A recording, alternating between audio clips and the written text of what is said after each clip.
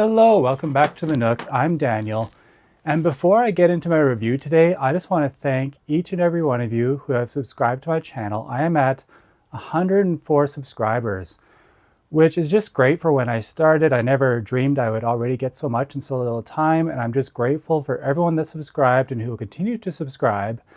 And I'm just having fun creating content, and the fact that I have 104 subscribers now is just so cool. So thank you to everybody who decided to subscribe to my channel. And thank you for viewing. Thanks for your comments. I just really appreciate it. So now I'll just get into my review. This will be for The Hobbit by J.R.R. Tolkien. And this is a really nice edition. It has illustrations from Tolkien himself, a lot of really good illustrations. And it's just a beautiful edition of the book. And I read it every year along with The Silmarillion and The Lord of the Rings. So I'm currently almost on The Two Towers, so I'll be reviewing The Fellowship of the Ring next week, and then probably The Two Towers.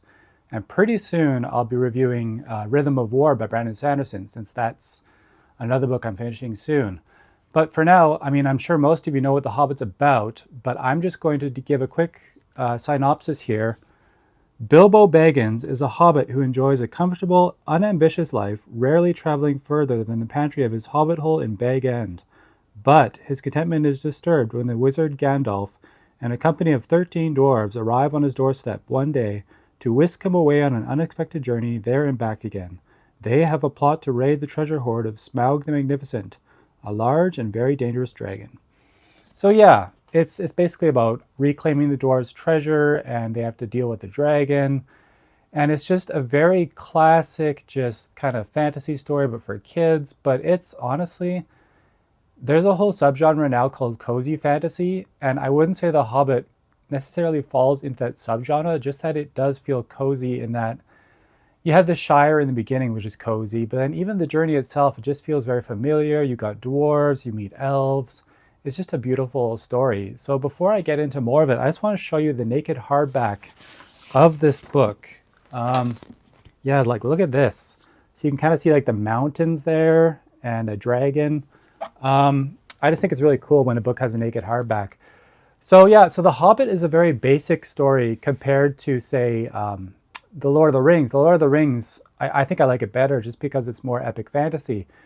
But The Hobbit is just very basic, and it's just telling just a classic fantasy quest story. And this is, of course, the book. It's not really a spoiler, but this is the book where Bilbo finds the ring. And there's a wonderful passage where Bilbo meets Gollum, and they have a riddle competition. A riddle competition so that Gollum can lead Bilbo back to where his friends are.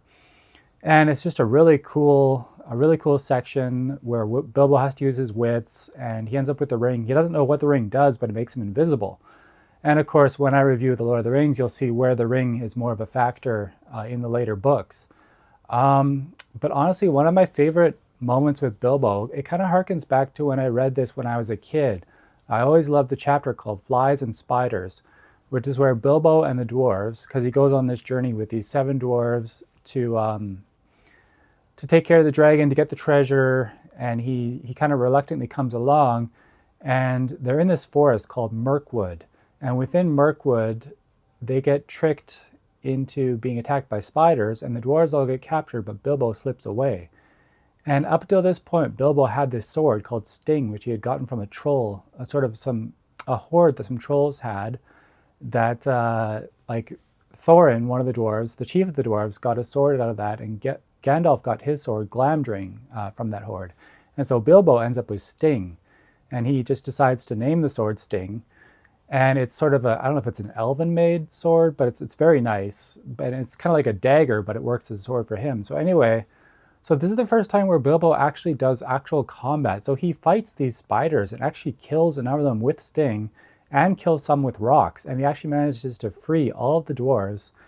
And it's just such a cool scene because it shows that Bilbo, just this hobbit who likes to eat and sleep and rest and smoke his pipe, but that Bilbo is a very adventurous and brave hobbit, even though he doesn't want to be. He's this reluctant hero, which I've always loved, the reluctant hero. So I just love that scene where Bilbo kills those spiders, saves the dwarves. It's one of the most heroic scenes. And it just kind of moves on, and they find the dragon's lair, and there's this really cool part where Bilbo has a conversation with Smaug, the dragon, and he kind of learns the way to speak to dragons. You have to kind of be poetic about it, and you kind of brag about who you are, and Bilbo does that. Really, it's really cool.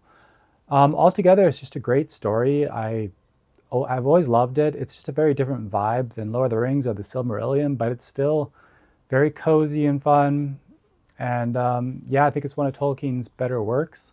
Like I said, I think I like Lord of the Rings more, but it's very good. Yeah, I don't know what else to say. Just if you never read it or if you want to read it again, now's a good time to pick it up. That edition I bought from my bookstore in Canada, that was like $80, which seems like a lot, but it's a really nice edition. I'm not showing you the pictures inside because I don't know how well my camera could pick that up. My phone camera isn't the best. But if you do pick it up, that edition, I mean, there's other editions that are nice too with different illustrators. So yeah, I'm just saying The Hobbit is a great story and it ends well, and Bilbo gets to go back to the Shire, and I didn't really mention Gandalf. Gandalf plays a part in this story. It's different than Lord of the Rings. I think Gandalf, you find out more about him in Lord of the Rings, but in The Hobbit, he has a small part at the beginning, and then in the middle, he's kind of gone for a while and he comes back. But yeah, it's a really good story. It's got some tragedy. Some characters die. I mean, I can say that. That's not really a spoiler. I won't say who, but yeah. It's just a great story. It's really good. Kids can read it. I think my niece is going to read it one day. I gave my brother a copy. So yeah, that's about all I can say. But thanks for watching, and remember to like and subscribe. And remember, you are always welcome at the Nook. Bye.